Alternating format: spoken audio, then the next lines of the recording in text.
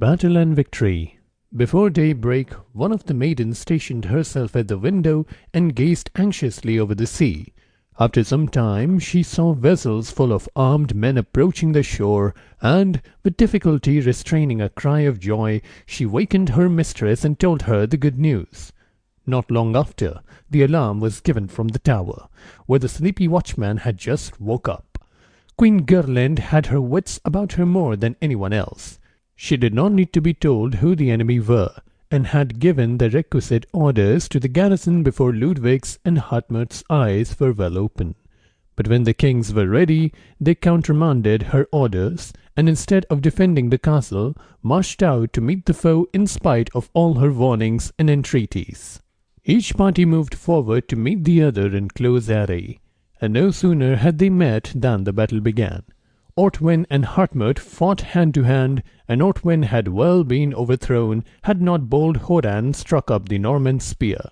But he too was unable to withstand the king, and was soon afterwards carried to the rear by his men, severely wounded. Meantime Herwig and Ludwig had met, and after a terrible combat, the latter was slain. "The king is dead!" cried his men, and they fled incontinently, pursued by the victor, strong Eidold, and Siegfried the Moor. The old hero of Sturmland pressed the advantage. His sword arm was never still for a moment, and he was always in the front rank. When the terrified Normans fled to the castle, they found, to their horror, that he was close behind them. They only got the great gate shut just in time, but wait was not to be done. He shouted to his men to bring up ladders and storming tackle, meaning to scale the wall. Harmut, ignorant of his father's death, had continued to fight bravely till he saw that the Normans were flying. He then retreated slowly to the castle with his immediate followers. Looking up at the battlements, he saw Queen Girland giving a man a naked sword, and pointing the fierce earnestness to the woman's apartment in the castle.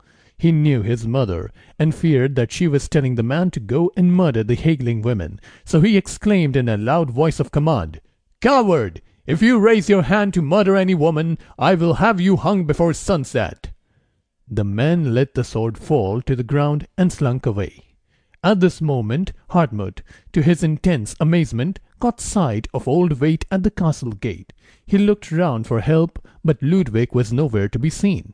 On every side waved the banners of the Haglings and their allies, and their foremost men were fast closing round him and his little band.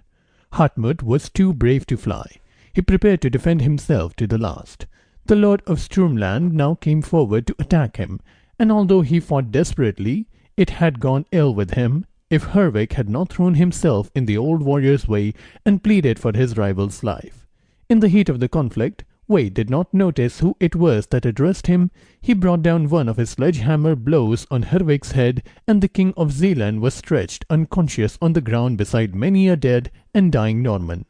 This restored the wild lord of Sturmland to his senses. Leaving Hartmut alone, he bent over his friend, and, to his joy, discovered him to be whole and sound. As soon as Herwig was on his feet again, Wade asked, "What devil possessed you to make me spare the life of that Norman robber?" "No devil at all," replied Herwig. "The noble Good-drewne loves the Princess Otrune, and, for her sake, begged that Hartmut's life should be spared." "Women, women!" cried the old warrior. "They are all alike. They have soft hearts, as easily moved as a fleecy cloud is blown by the breeze. But now let us haste, and trap the she-wolf in her lair." At length the castle gate was burst open, and the hero of Sturmland cut his way through the small crowd of defenders to the women's apartments. There he found Good-drewne surrounded by all the frightened women in the palace, while Ortrune and Girland knelt at her feet and entreated her protection. "Where is the she-wolf?" shouted Wade. "Speak, Good-drewne, and you others!"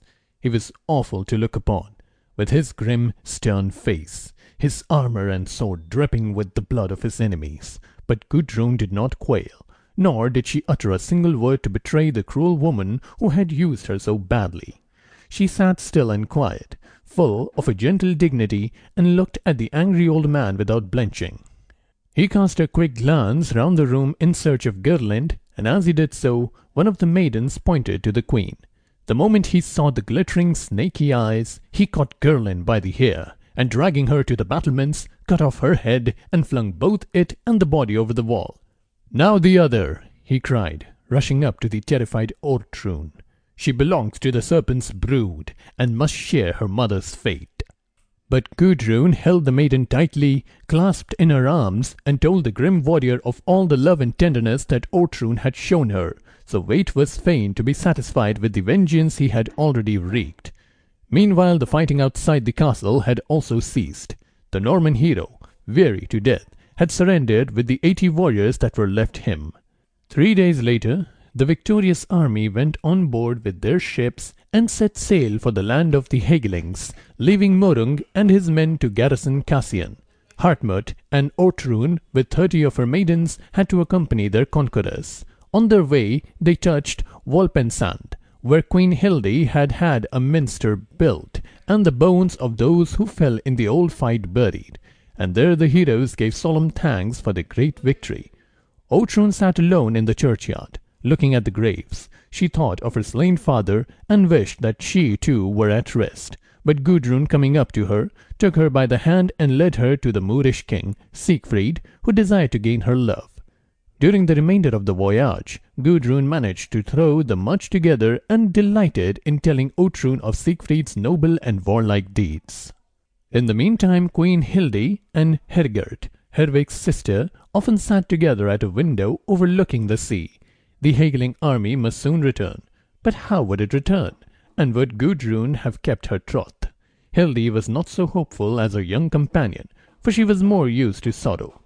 One day, when they were at the window as usual, Hergerd saw the fleet appear in the distance, and, uttering a cry of joy, told Queen Hilde that their friends were coming back.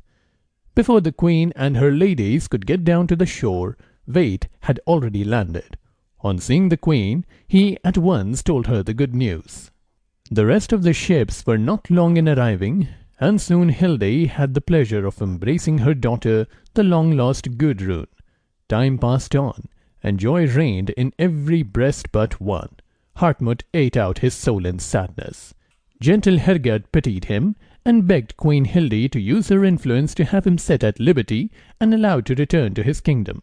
But Hilde explained how impossible it was to let a man go free who was sure to bear them deadly enmity and attack them when he could. Hartmut one day by accident overheard Hergerd pleading for him so tenderly and so wisely that he was deeply touched. He began to think that she was, if possible, even more beautiful than Good-drewne, and took the first opportunity he could find of speaking to her. It was not long before they learned to love each other. Hartmut told the queen about it, and asked for her consent to his marriage with Hergerd, which she at once granted, and, at the same time, gave him back his sword and freedom, for the husband of sweet Hergerd could never be aught else than the friend of the Hagelings. A few weeks later, a great marriage feast was held, in which 4 couples appeared before the altar to receive a priestly blessing on their vows, after which they adjourned to the banqueting hall, where all old scores were forgiven and forgotten for the sake of the happiness that now prevailed. Then the old minstrel, Horand, took up his harp and sang his last song. In it he told of the great deeds he had known, he sang of noble lives and noble deaths, of truth and constancy, and when he ceased there was not a dry eye in the hall, for even the grim lord of Sturmland was seen to dash away a tear.